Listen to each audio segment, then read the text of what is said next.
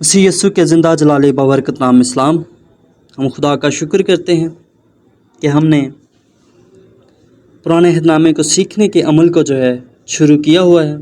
ہم نے پرانے عہد نامے کی تاریخ کی 10 کتابوں کے بارے میں سیکھا۔ اس میں ہم نے ان کتابوں میں جو واقعات تھے ان کے بارے میں سیکھا۔ آج ہم تاریخ کی آخری جو 2 کتابیں ہیں ان کے بارے میں سیکھیں گے، جن میں تاریخ کی 11ویں کتاب ہے نہمیہ۔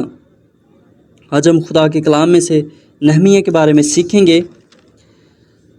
نہمیہ کا مطلب، اس کے بعد اس کتاب میں ہونے والے واقعات اور نہمیہ کا کردار، ساری چیزیں ہم آج اس کتاب میں سیکھیں گے۔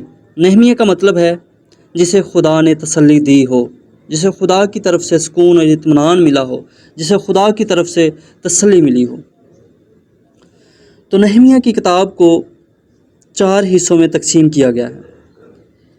پہلا حصہ جس میں نہمیہ کی یروشلم واپسی کا ذکر ملتا ہے، اسے شاہ فارس نے یہودا پر حاکم یعنی کہ گورنر مقرر کر کے بھیجا تھا۔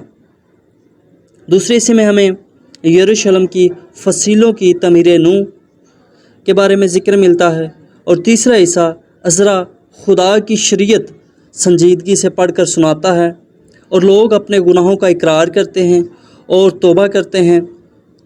اور چوتھا حصہ جس میں ہمیں باحثیت یہودا کے حاکم یعنی کہ نہمیہ کی مزید کارگزاریاں، اس کے کاموں کے بارے میں معلومات ملتی ہے۔ اس کتاب کی ایک قابل توجہ خصوصیت یہ ہے کہ نہمیہ خدا پر گہرا انحصار رکھتا تھا، خدا پر اعتماد رکھتا تھا، خدا پر یقین رکھتا تھا، اور اکثر دل سوزی سے دعائیں مانگتا رہتا تھا۔ اس کتاب میں ہمیں نہمیہ کا یروشلم کے بارے میں فکر، نہمیہ کی یروشلم جانے کے بارے میں، یروشلم کی فصیل کی تعمیر کے بارے میں، فصیل پر کام کرنے والے لاوی، فصیل پر کام کرنے والے کاہنوں کے بارے میں ذکر ملتا ہے۔ اس کے علاوہ فصیل کی تعمیر کرنے والے دیگر لوگوں کے بارے میں نہمیہ اپنے کام کی مخالفت پر غالب آتا ہے، غریبوں پر ظلم، نہمیہ کی بے غرضی، نہمیہ کے خلاف سازشیں اور کام کی تکمیل، یہ ساری معلومات ہمیں نہمیہ کے اس کتاب میں ملتا ہے۔ اس کے بعد تاریخ کی آخری کتاب 12ویں کتاب جو کہ استر ہے۔ استر کا مطلب ہے چھپا ہوا، ستارہ۔ اس کے 2 مطلب ہے، ایک چھپا ہوا اور دوسرا ستارہ۔ ہم دیکھتے ہیں کہ اس کتاب میں ہمیں استر ایک ملکہ ہے جس کا اس کہانی میں، اس کتاب میں ہمیں اہم کردار ملتا ہے، جس نے اس سارے واقعات میں اپنا ایک اہم کردار پیش کیا، اور اس کو جب بادشاہ کی نگرانی میں، بادشاہ کی حکومت میں، بادشاہ کے انڈر اس کو رکھا گیا، تو اس نے خود کو چھپایا۔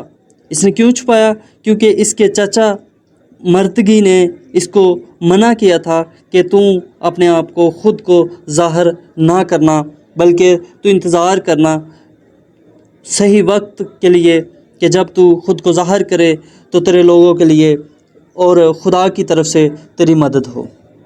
اس کتاب میں ہمیں، استر کی کتاب میں، واقعات فارس کے بادشاہ کے سرمائی محل میں رونما ہوئے۔ ان واقعات کا مرکز ایک دلیر اور جرأت مند یہودی عورت ہے جس کا نام استر تھا۔ اس نے اپنے جرأت اور جانساری سے اپنی قوم کو دشمنوں سے بچا لیا جو ان کا نام و نشان مٹانے پر تل گئے تھے۔ یہ کتاب ہمیں اس بارے میں بتاتی ہے کہ استر نے اپنے لوگوں سے درخواست کی کہ میرے لیے روزہ رکھیں، میرے لیے خدا سے دعا کریں، جب وہ بادشاہ کے حضور جاتی ہے تو وہ لوگوں سے درخواست کرتی ہے کہ آپ لوگ میرے لیے روزہ رکھیں تو تاکہ میں بادشاہ سے جو ہے جا کر بات کر سکوں۔ اس کے علاوہ ہمیں ویشتی ملکہ اکسوریس بادشاہ سے گستاخی کرتی ہے، اس کا ذکر ملتا ہے۔ آستر ملکہ بنتی ہے، اس کے بعد مرتکی بادشاہ کی جان بچاتا ہے، اس کے بارے میں ذکر ملتا ہے۔ مرتکی آستر سے مدد طلب کرتا ہے، اس کے بعد آستر بادشاہ اور حامان کی ضیافت کرتی ہے۔